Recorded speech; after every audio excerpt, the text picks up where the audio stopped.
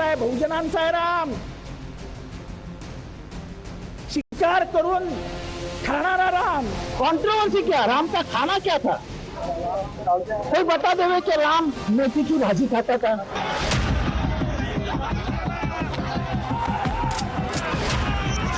की मानसिकता, उनके विचार रावण के खानदान से मिलता है. He could not have prepared food with rice and other things. Maybe he might have consumed meat. जानबूझकर हिंदू राम भक्तों की भावनाओं को आहत करना, इसके लिए यह बेहुदा बयान उनकी ओर से आया है.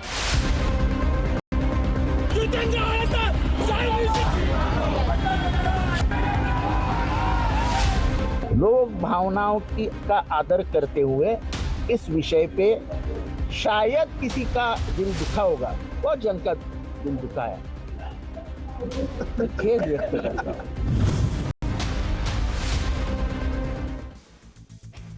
Hello and welcome. You're watching this special broadcast. The last few weeks have seen a complete meltdown of sorts in parties who were so far ambivalent on the Ram Mandir issue. When given the Mandir invite, they remained silent, but came up with some rather strange comments instead on the temple and the Hindu faith. The laundry list is a long one. It started, of course, with Sam Pitroda and his worries about a potential Hindu Rashtra in the making. Then came those who spoke of Lord Ram as a meat eater, those who branded it a return of Manuvad, those who asked whether a temple is more important or a hospital. So far, you would have thought that this is immature or unthinking commentary from people who don't quite understand the emotive connect that the Ram temple issue has with the common man, and the resultant damage that they are doing to their own vote base by riling up Hindus as a whole. But now joining that pantheon is Sharad Pawar, who by no stretch of the imagination can be called a political greenhorn. He spoke up and said that while the Maharashtra Vikas Aghadi believes in Shahu, Phule and Ambedkar ideology, those in power believe in cow, Gomutra and Golwalkar. He also said that they want to spread fascism in the country on the basis of Hindutva. Listen. की शाहू फुले आंबेडकर यांचा विचार हा मी मानणारे लोक, पण ज्यांच्या हातात सत्ता आहे त्यांच्या हातात भाऊ शाहू फुले आणि आंबेडकर ही भूमिका त्यांच्या मनात दिसत नाही. दिसतंय काय? गाय, गोमूत्र, गोलवलकर या आदेशाचे प्रमुख या लोकांची विचारधारा आणि यांच्यावरचे कार्यक्रम यालाच महत्त्व द्यायची भूमिका आज त्या ठिकाणी आणलेली आहे. आणि त्याचं कारण हिंदुत्वावर आधारित फॅसिलिटीजम हे या देशामध्ये आणण्याचा प्रयत्न या सगळ्यांचा आहे आणि त्यासाठी त्यांनी काही कार्यक्रम हातात घेतले. Now that makes you wonder, why would such an experienced politician make such a comment? Is it because the realization that a united Hindu vote is now inevitable in temple season? And the only route available for the opposition is twofold. One, to stay as far away as possible from addressing the temple elephant in the room. And two, trying instead to consolidate their Muslim vote by drumming up the idea of Hindutva, Hindu Rashtra, Manuvad. Take, for example, how just days before the Ram Mandir consecration, Rahul Gandhi has launched his Bharat Jodo Nyay Yatra. This yatra starts on the 14th of January. Just a week later, the consecration is set to happen. But this yatra starts from Imphal in Manipur and ends in Mumbai. It is set to travel a strategic route that symbolizes unity and justice. The focus, of course, is Uttar Pradesh. Curiously, though, that while Rahul Gandhi walks 1,074 kilometers in 11 days across 20 districts in UP, he has decided to stay away from Ayodhya. The question is, why? Is this because of a strategic decision to maintain an arm's distance from the contentious, emotive, and volatile issue of Ram? So what really explains the kind of comments that we have seen coming is this basically the opposition realizing that the Hindu vote is more or less lost to them, and now they are deciding instead to consolidate what has stood behind them all this while, the Muslim vote, while hoping that a touch of casteism is also going to help them. Joining us on the debate, Sanju Verma, national spokesperson of the BJP, Sameer Chaugankar, senior journalist, IP Singh, national spokesperson, Samajwadi Party, Lokesh Jindal, political analyst, Dr. Asha Mirge, spokesperson of the NCP, Asif Sohail, political analyst, and Ashutosh, political analyst and senior journalist. I want to start, as always, with the non-political voices. Ashutosh ji, is the Hindu vote now consolidated behind the BJP, and has the opposition more or less realized that yahan pe unki dal nahi galegi?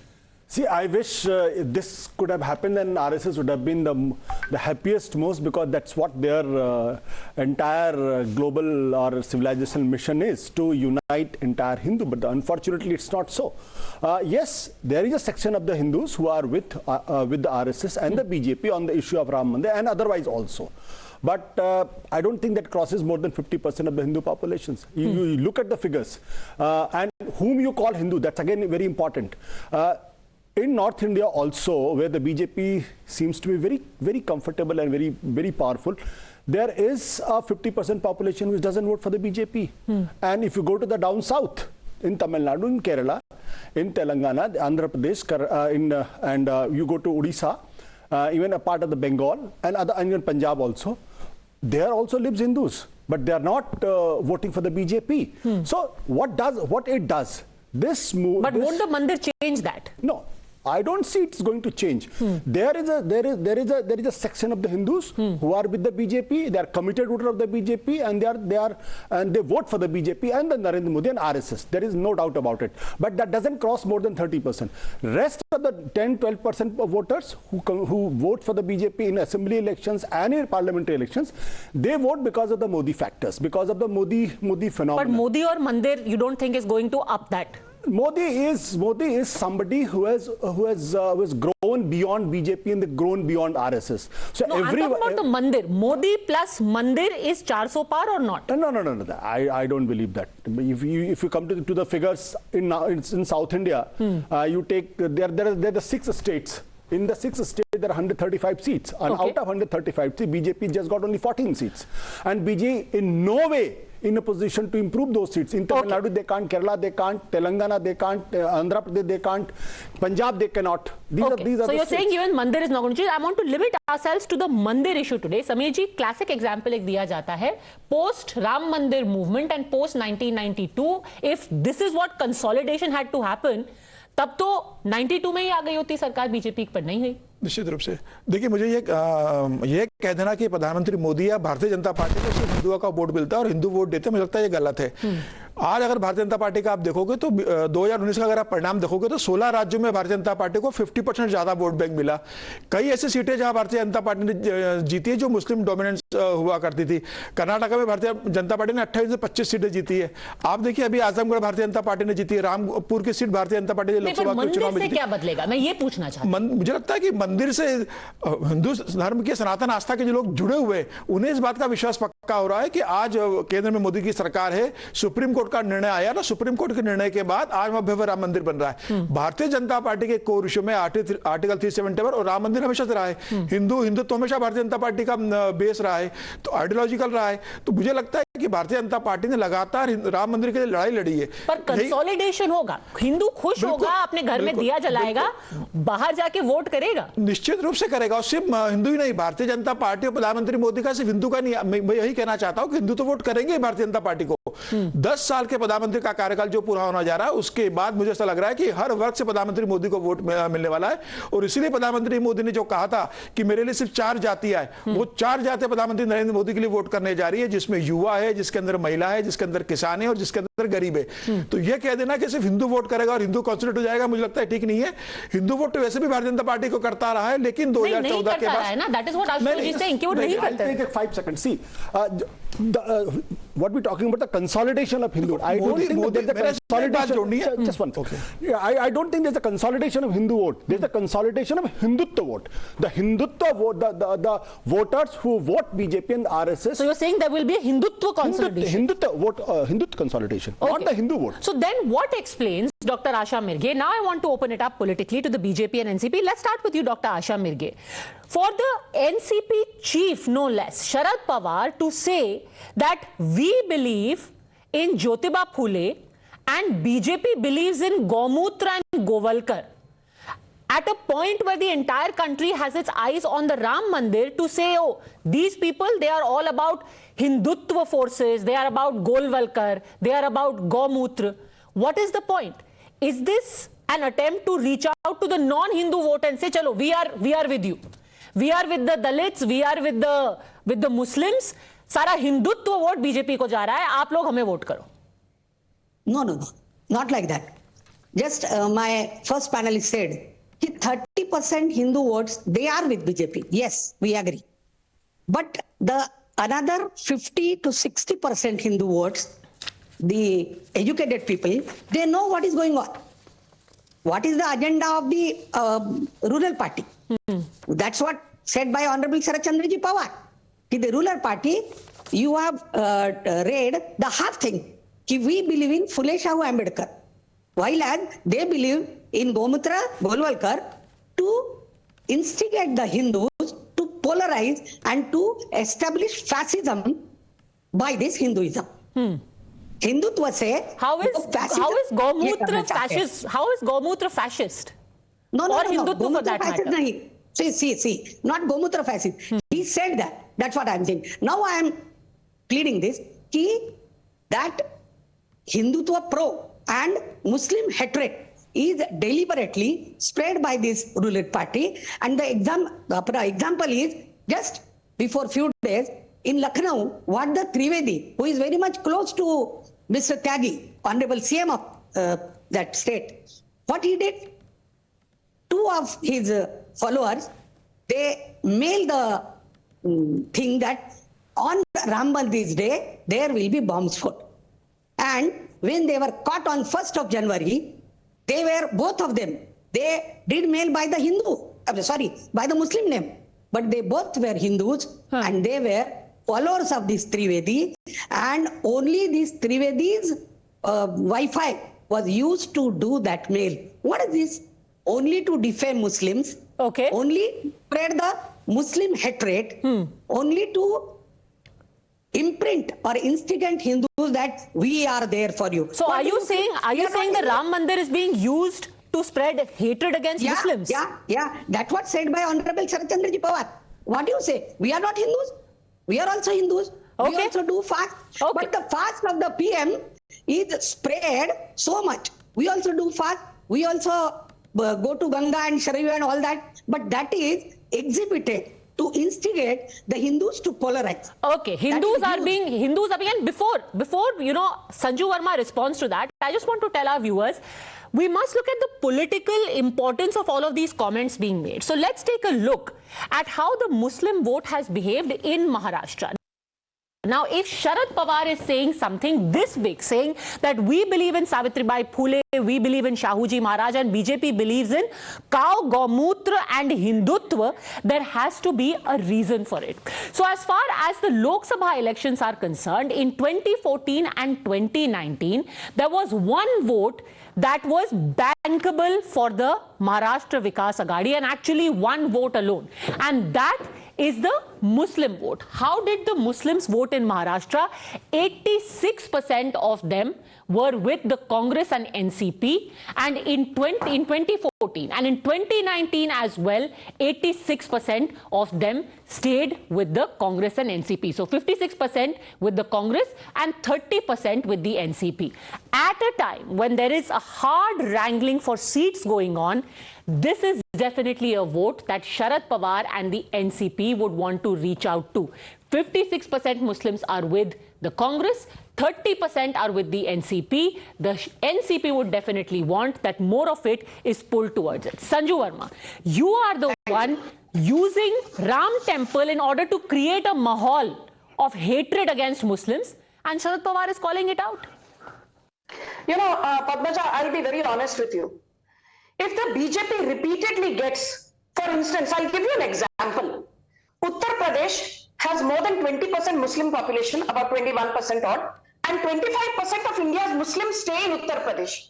Now tell me honestly, if the BJP's Muslim outreach was not working, how did we manage 73 seats from Uttar Pradesh in Lok Sabha 2014 and then 62 Lok Sabha seats from Uttar Pradesh in 2019. Are you saying BJP got 73 seats in the Bihar Assembly elections in 2020 without making a dent in Katihar, without making a dent in Araria, without making a dent in Kishanganj, and without making a dent in Purnia, which are Muslim-dominated areas?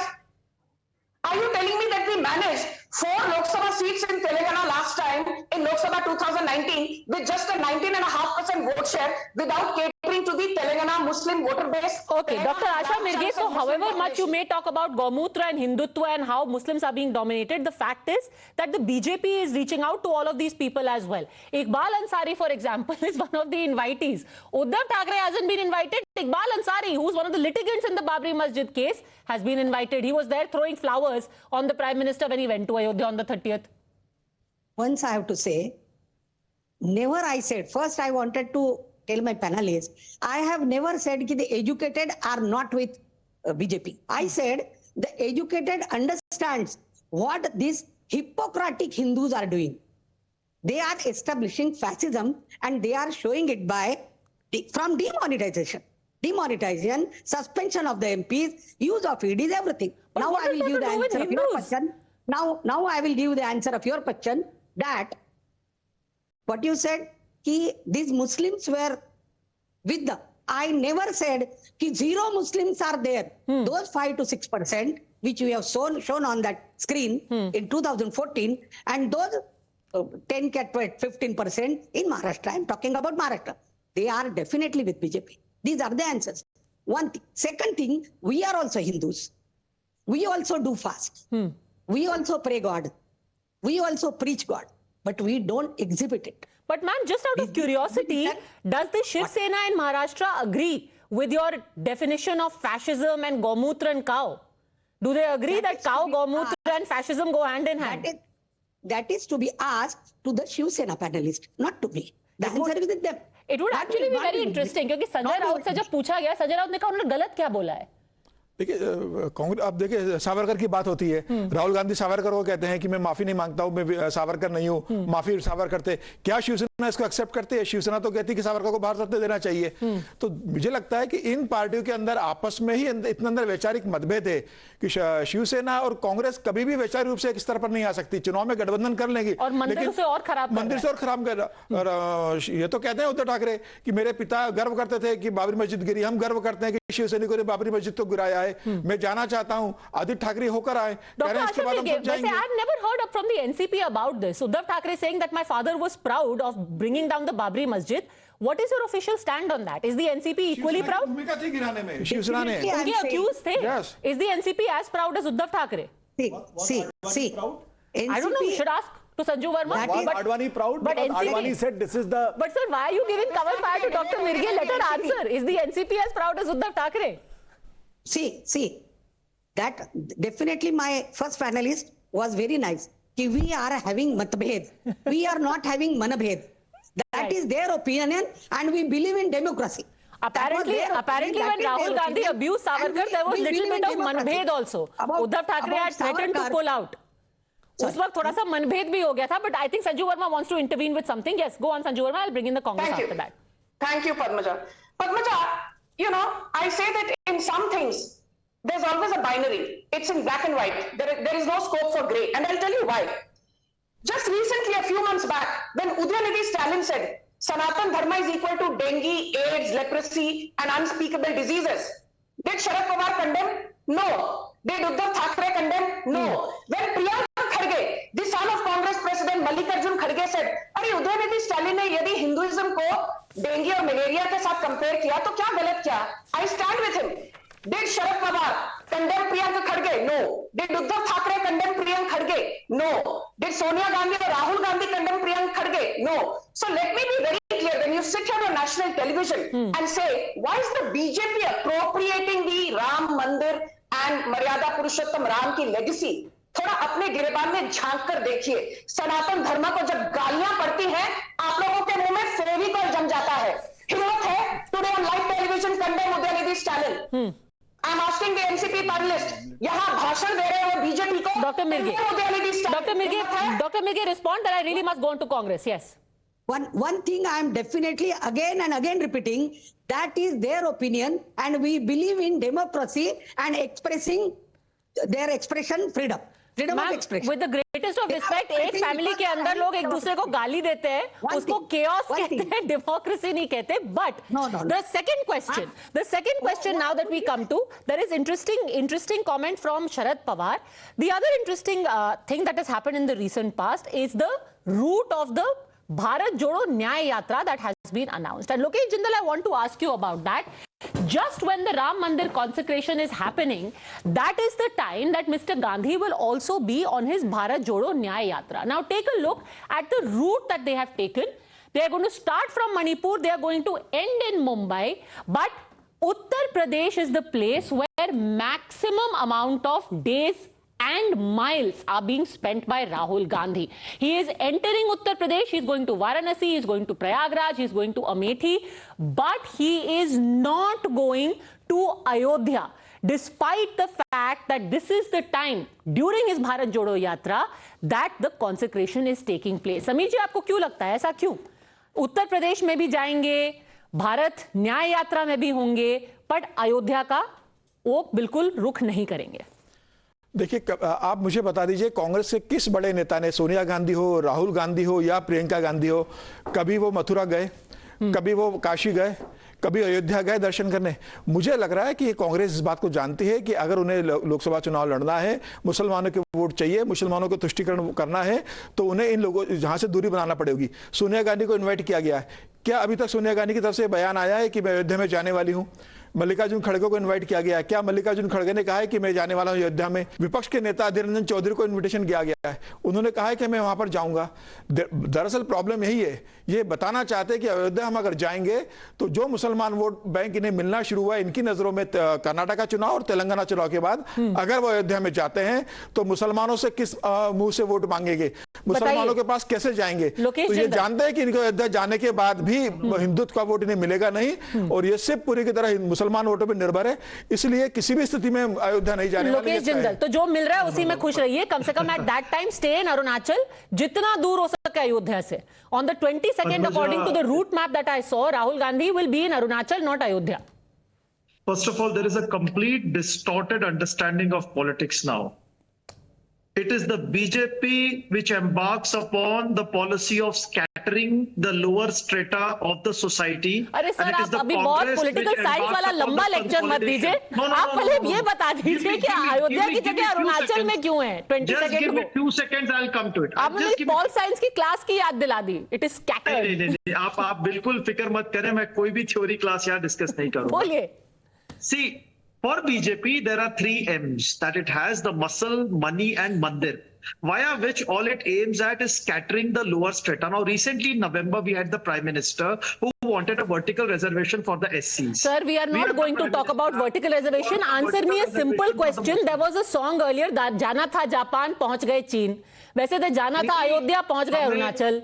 हमारी तो एक ही वो है, चलो दिल्ली. हमें तो दिल्ली जाना है. हम ना तो चीन जाएंगे ना जापान जाएंगे. आपको अयोध्या नहीं जाना है? हमें दिल्ली का रास्ता बहुत अच्छी तरह मालूम है. अयोध्या जाना है कि नहीं जाना है? अयोध्या हमारे लिए दिल्ली अयोध्या में दिल्ली का रास्ता उत्तर प्रदेश से होकर जाता है. भाजपा के कभी-कभी वायनाड से भी हो जाता अयोध्या में है. पद्मजा जी, फॉर भाजपा द असल Delhi is in Ayodhya, but for Congress it is in Delhi. It's in the parliament of India. Because right now, if you see the manner in which BJP is distorting the entire political landscape of the country, and the way things are moving forward. Sir, I have a simple question. Come to the point. Let me rephrase my question and ask you again. Who would have thought that in a state with 80 seats, during the time when the consecration is happening, a yatra is underway and it completely bypasses Ayodhya? It's not like there is some problem with religious cities. He is going to Prayagraj, he is going to Varanasi. Why is he not going to Ayodhya? Padmaja, there is a Uttar Pradesh Jodo Yatra, which is also a part of Bharat Jodo Yatra, where all the congressmen, they are going to these cities. तो उत्तर प्रदेश जोड़ो में तो फिर they can go to Varanasi also. If you will complain कि भाई अयोध्या गए, वाराणसी गए, मथुरा नहीं गए, मथुरा गए, फिर वहां से अब सारे डिस्ट्रिक्ट्स में जाकर यात्रा संभव करना पॉसिबल नहीं है. अच्छा ठीक है, सारे district. Okay, very quickly Sanju Verma respond then Ashutosh ji. Yes, no but एक चीज मुझे समझ में नहीं आती. Don't cut into a time, you face the wrath of Sanju Verma. मैं एक चीज समझ नहीं आ. संजू जी एक मिनट. अच्छा 30 सेकंड दे दीजिए, then you respond to both. Sanju समझ में नहीं आ रहा कि अगर कोई अयोध्या राम मंदिर के टेंपल नहीं गया तो क्या वो हिंदू होना बंद हो जाएगा? नहीं, हिंदू तो सभी हैं. ये जो शर्त लगा रखी है बीजेपी आरएसएस, अरे भाई 22 तारीख को नहीं जाएंगे. मैं कह रहा हूं 22 जनवरी को नहीं जाएगा आदमी, 22 फरवरी को जाएगा. मैं अयोध्या का रहने वाला हूं, मैं 22 को नहीं जा रहा हूं, मैं 22 सितंबर को जाऊंगा. सर अगर आप यात्रा कर रहे होते इन उत्तर प्रदेश, ये जो तर्क दिया जा रहा है कि अगर आप अयोध्या नहीं गए तो आप हिंदू नहीं है, मुझे लगता है कि ये पॉलिटिकल स्टेटमेंट है. और ये पॉलिटिकल स्टेटमेंट है. It is very strange messaging that you are on a yatra. And Padmaja, अभी राहुल गांधी की इस यात्रा के रूट को आप maybe we all are up for a surprise. Okay. You never know. That's a last तुरुप का पत्ता. Are you saying कि वो अचानक से अयोध्या पहुंच जाएंगे? You never know. Okay, interesting. Sanju Verma, मे भी कुछ सरप्राइज हो जाए. तो बीजेपी माहौल बनाएगी और अचानक पता राहुल गांधी पहुंच गए, फिर क्या होगा? फिर उनको रूट लग चुका होगा, पीएम का अंदर नहीं आने देंगे. यही होगा. मैं कह रहा हूं 22 को नहीं जाएंगे. मैं कह रहा हूं 22 को नहीं जाएंगे. आप 22 फरवरी को तो जा सकते हैं ना. Okay, go on. Thank you. You know, I'm glad that we have people like Ashutosh. He's more loyal than the king and more holier than thou. And he does a better job of... Now please keep quiet, Ashutosh. Okay. I did not heckle you, hold your horses. Thank you. Please. I don't want your background music. Thank you. I can do without it. Yeah, please. I think Ashutosh does a far better job than Lokesh in upholding Rahul Gandhi's so-called secular credentials.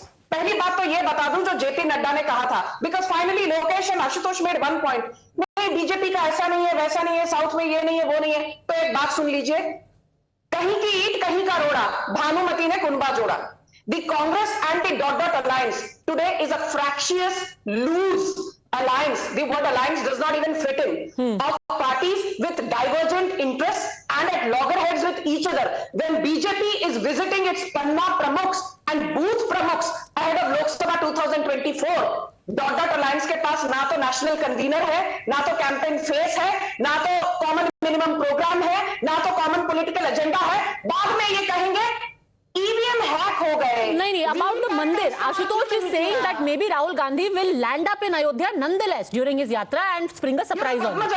Let me be very honest with you. Ahead of Gujarat assembly elections in 2018, I think that was the time when we saw Rahul Gandhi at his Hindutva best. When I remember, there were screaming headlines, including on Times Now. Rahul Gandhi visits 27 Hindu temples ahead of the run-up to the assembly elections in 2018. Rahul Gandhi ने अपने कुर्ते के ऊपर जनेऊ पहन के कहा, मैं तो दत्ताकौर ब्राह्मण हूं, मैं तो जनेऊधारी ब्राह्मण हूं. 2018 के बाद 2023, 5 सालों में गुजरात का एक भी हिंदू मंदिर नहीं था जहां राहुल गांधी ने जाकर अपना माथा टेका हो. He completely forgot everything to do with Hinduism and Hindutva. And I tell you this, ये जो बार बार पब्लिक का मजाक उड़ाते हैं ना, ये एजुकेटेड वोटर नहीं है, वो गौमूत्र से है, ये पब्लिक है, ये सब जानती है. And the people can see through the hollowness of Rahul Gandhi, and that is precisely the reason we won Madhya Pradesh with a thumping majority, we won Rajasthan with a thumping majority, we won Chhattisgarh. But ये तो थोड़ा unfair है ना. अभी लोग कह रहे थे why isn't Rahul Gandhi and Sonia Gandhi going. I have an objection. Sanju Verma wants to define Hindu, that somebody who is going to temple is only Hindu. That shows that she has no understanding of Hinduism per se. There is a Kabir, and there is a whole Nirakar Brahma concept which doesn't believe in going to temples. So you, Sanju Verma, please don't. I didn't disturb you. Sanju, please. Okay, let him speak. Let him speak, then respond. Yes. Sanju, please don't heckle. I'm only saying is, where it is written that if a Hindu, if somebody is not visiting a temple, is not a Hindu, in which Shastra it has been written? Tell me, Sanju. Okay. Which Upanishad it is written? Which Veda it is written? Which Purana it is written? Even in Ramayana it is not written. Ramcharitmanas it is not written. You are trying to tell us this is Hinduism. Okay, but hold on a second. Here is a more analytical point. There is one thing about a test of Hindutva, but here it is, the more important point is about the political messaging. कोई ये नहीं कह रहा है कि वो खराब हिंदू हैं या अच्छे हिंदू हैं, पर आपका हिंदुत्व को लेकर के राजनीतिक दृष्टिकोण क्या है? Isn't that coming out over here? बिल्कुल निश्चित रूप से। देखिए लगातार जब से दक्षिण से अगर आप देखेंगे जो हिंदू सनातन के लिए जिन शब्दों का प्रयोग किया गया, कभी कांग्रेस ने या राहुल गांधी ने या मल्लिकार्जुन खड़गे ने उस बात का विरोध किया। कांग्रेस के राष्ट्रीय अध्यक्ष का बेटा जो कैबिनेट मंत्री है कर्नाटका में, वो सनातन धर्म के लिए किस तरह शब्दों का इस्तेमाल करते हैं। मुझे लग रहा है कि आप मंदिर नहीं जाते कोई दिक्कत नहीं, कई हिंदू जो मंदिर नहीं जाते, लेकिन आप ये कह तो सकते हो अपनी पार्टी के नेताओं से, अपने कोalition के पार्टी से कि आपको सनातन का अपमान नहीं करना है, हम भी हिंदू है, हिंदुओं की आस्था के साथ खिलवाड़ नहीं करना है। आप उन्हें सपोर्ट करते हो, आप उन्हें प्रोवोक करते हो। मुझे लगता है अखिलेश यादव को आप देखिए, स्वामी प्रसाद वो लगातार हिंदू के खिलाफ बोलते हैं, अखिलेश यादव उन्हें रोक नहीं पाते। आरजेडी की तरफ से हिंदू के खिलाफ बोला जाता है, लालू प्रसाद यादव या तेजस्वी यादव उसको रोक नहीं पाते, नीतीश कुमार अपने मंत्रियों को रोक नहीं पाते। मुझे लग रहा है ये मैसेज देने के लिए कि आप बोलते रहिए और वोट को बंटवारा करते रहिए, जिससे ओबीसी का वोट बैंक हमें मिलता रहे, हिंदू का वोट अलग होता जाए। ये बांटने की जो कोशिश विपक्ष कर रहा है, मुझे लग रहा है इसी कारण के कारण ये जाना नहीं चाह रहे थे। क्या बाबा साहब अंबेडकर हिंदुओं को प्रवोक कर रहे थे जब उन्होंने किताब लिखी थी एनालिसिस ऑफ कास्ट? बिल्कुल नहीं ना, उसका फिर पूरा जवाब दे देता हूं। आज आप कैसे कह सकते हैं कि दूसरे लोग जो बोल रहे हैं वो या दयानंद विरोध तो कीजिए ना, आप विरोध कीजिए। मेरा कहना विरोध तो करना चाहिए ना, हिंदुओं का विरोध करना चाहिए आपको। अगर सनातन के बारे में इतने शब्द इस्तेमाल किए जा रहे हैं तो एक बार तो आप बोलिए कि नहीं ये गलत है, दूसरे की धर्म की आस्था से खिलवाड़ मत कीजिए। सनातन के लिए स्वीकार नहीं होगा। पहले कहिए ना कि बाबा साहब अम्बेडकर गलत कर रहे थे। राहुल गांधी का मोक समर्थन उन्हें मिलता है, सोनिया गांधी का उन्हें समर्थन मिलता है, विपक्ष सारी पार्टियां उन्हें समर्थन देती है, और फिर आप कहते हो कि हिंदू के वोट भारतीय जनता पार्टी को जाते हैं। Let me actually quote. I think IP Singh has been waiting very patiently. Let me actually quote what was reported in the Indian Express 4-5 days ago. They said the issue had come up for brief mention at the meeting of the CWC last week, where a senior leader urged the party to sit down and come up with a clear position on the matter. So it's not us saying that, you are caught in a bind or asking the Congress to prove their credentials as the Hindus. Here is what a Congress leader said in the CWC meeting. We have to formulate a clear, consistent line with our past positions given the sensitivity of the matter. Otherwise, the Hindi heartland will be polarized. The stand has to be nuanced and correct. We are not handling this issue carefully. We are treating this issue in a very casual and cavalier manner. हम ऐसे behave कर रहे हैं जैसे कुछ है ही नहीं, सब कुछ चलता है. This is what the Indian Express says that a Congress leader mentioned in the CWC. क्या यही वजह है आईपी सिंह जी कि समाजवादी पार्टी ठीक बीच में आकर के बैठ गई है? आपने कहा ना लेफ्ट ना राइट, इसमें हम बिल्कुल बीच में आ गए हैं। शफीकुर रहमान और अपना अलग से देख ले, उनको जो बाबरी के लिए अपनी प्रार्थना करनी है वो अलग से करते रहे।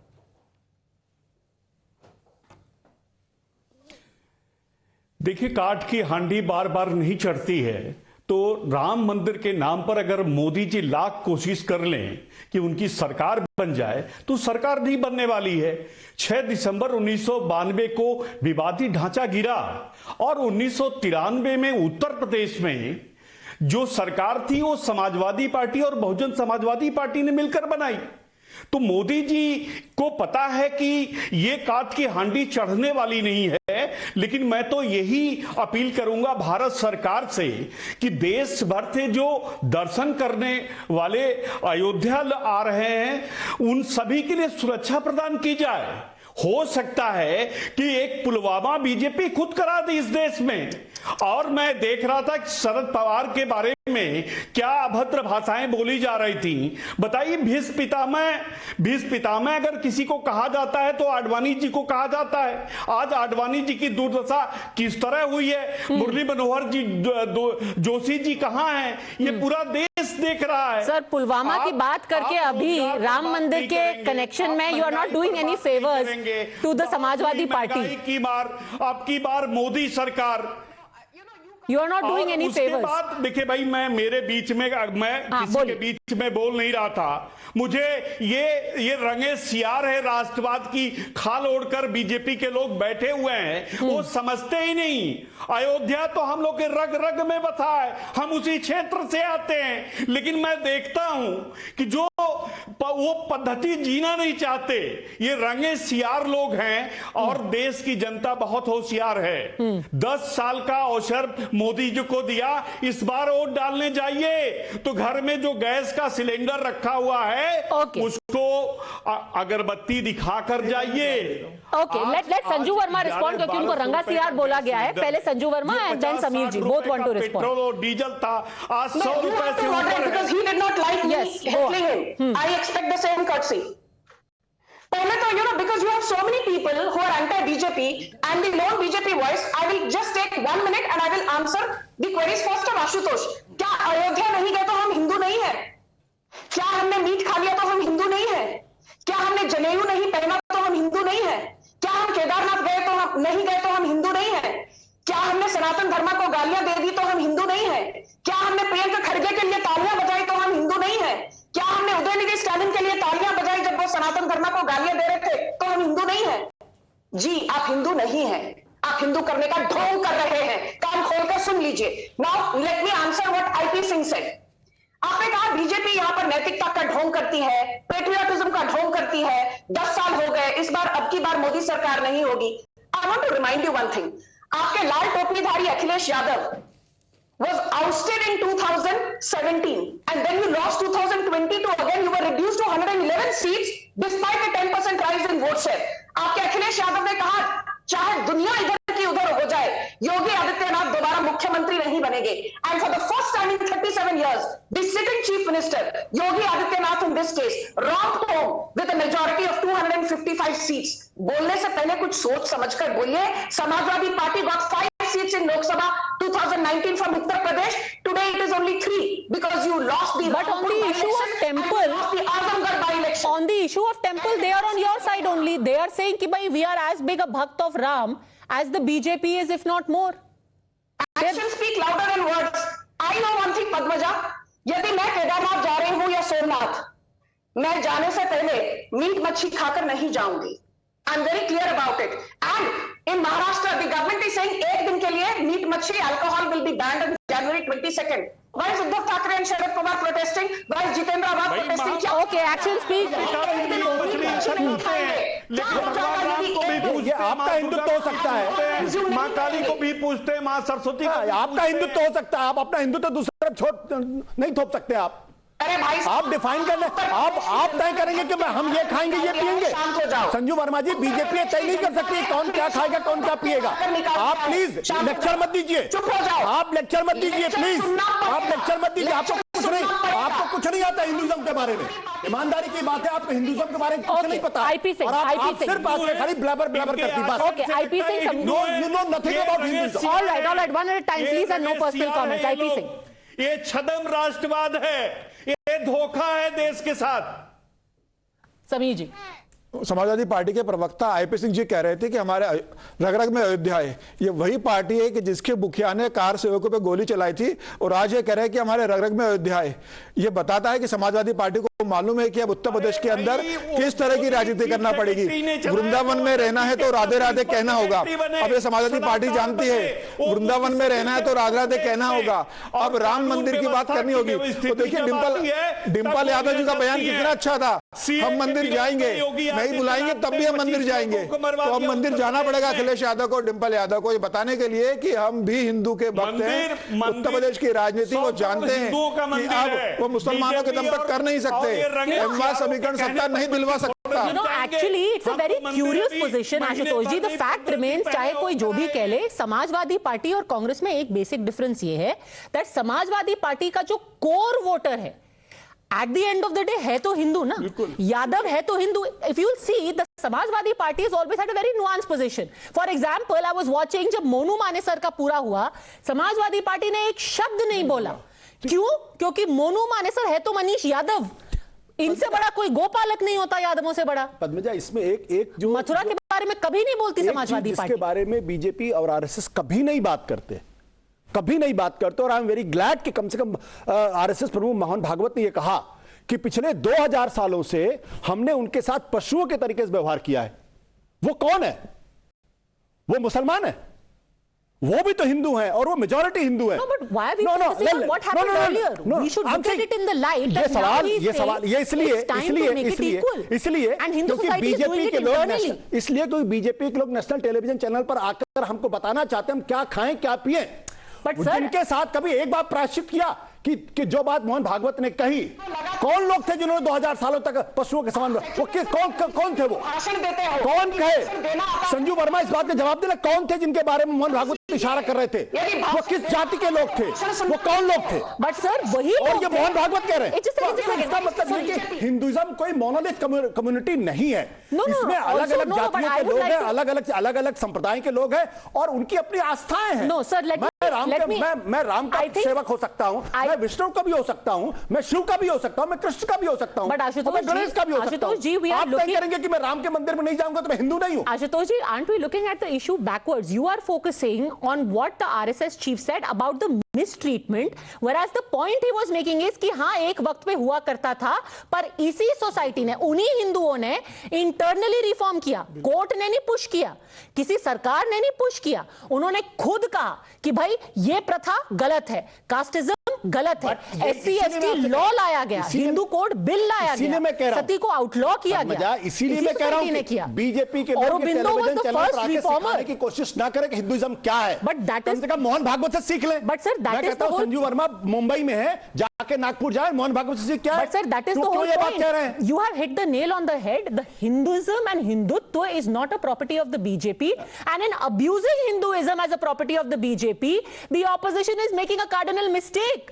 They are not just offending BJP supporters, they are offending all Hindus who may even be their own supporters. I agree with you. बिल्कुल, I agree with you. I was the first one to condemn Udaynidhi Stalin's statement that nobody has a right to criticize, has a right to say bad things about any religion. And be it Hinduism, be it Islam, be Christianity, be Judaism. And now we have come to the root of this entire debate. But she can't tell us कि आपको क्या खाना, क्या पहनना है. Sure, nobody can, but nobody has the right to also say कि जो मंदिर में जाते हैं वो रंगे सियार हैं। वो कृपया अपने किसी को ये बोलने का हक नहीं है। Exactly, and that is why people have the right to ask the politicians.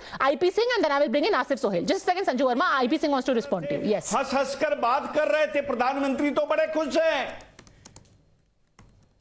बोलिए IP Singh जी, गाली गलौज जब आप करते हैं, you don't just end up offending BJP और BJP voters. They can fight their battles. You end up offending your own supporters.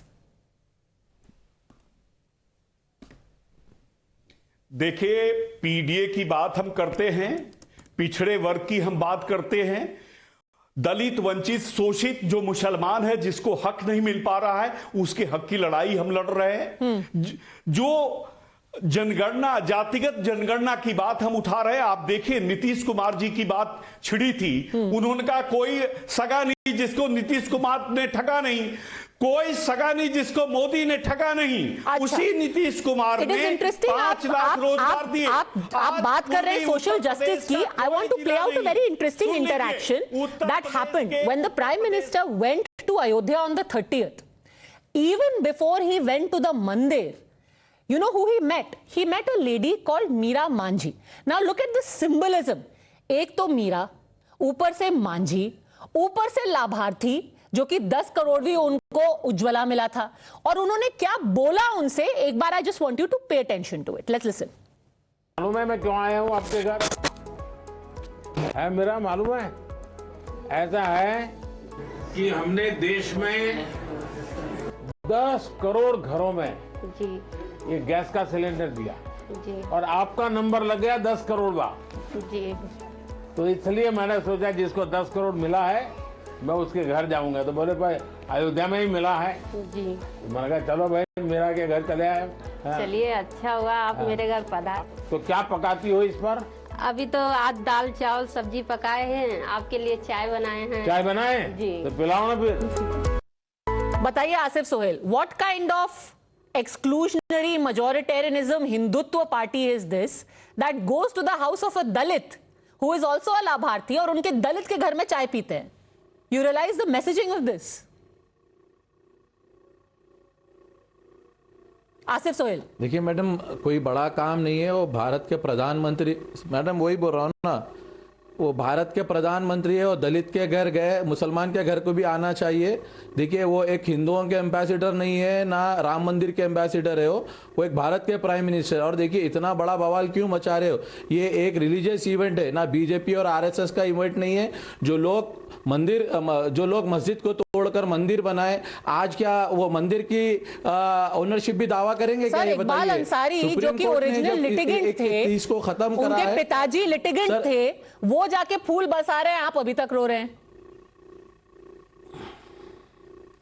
तो मैं वही बोल रहा हूँ ना मैडम, देखिए उत्तर प्रदेश की हालत तो आप जानते हैं, लोगों को जान से मारा जा रहा है, उन्हें जीना है वहां पे, इसीलिए तो फूल बरसाएंगे, नहीं तो उनके घर पर बुलडोजर बरस जाएगा कल, उनको तोड़ देंगे, उनको मार देंगे। क्या है बताइए आप, लिंचिंग कर देंगे, ये तो कर रहे हैं। इकबाल अंसारी, आप हैदराबाद में बैठे हैं, Iqbal Ansari is sitting in Uttar Pradesh in Ayodhya and no bulldozer has come to his house. Madam देखिए, you are feeling more afraid than Iqbal Ansari. मैं सुनिए मैडम, मैं बुला रहा हूँ ना, आइए मैडम, देखिए मेरे घर को बुलाइए ना प्रधानमंत्री को, क्यों नहीं आ रहे हमारे पास? क्यों मैं बाहर का हूँ क्या? मैं क्या दूसरा नंबर का शहरी हूँ? मैं भी तो भारतीय हूँ, मैं भी इंडियन हूँ, मैं भी टैक्स पेयर हूँ, मेरे घर को बुलाइए आप। सर मैं भी हूँ, ऐसा तो मतलब ये थोड़ा ना, he might have slightly more things to that than to go to everyone's house. मतलब मेरे घर भी नहीं आए।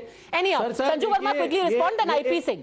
IP Singh जो आप कह रहे थे, उसकी आप जवाब दीजिएगा कि मीरा मांझी के घर क्यों गए? Sanju Verma, you first, yes.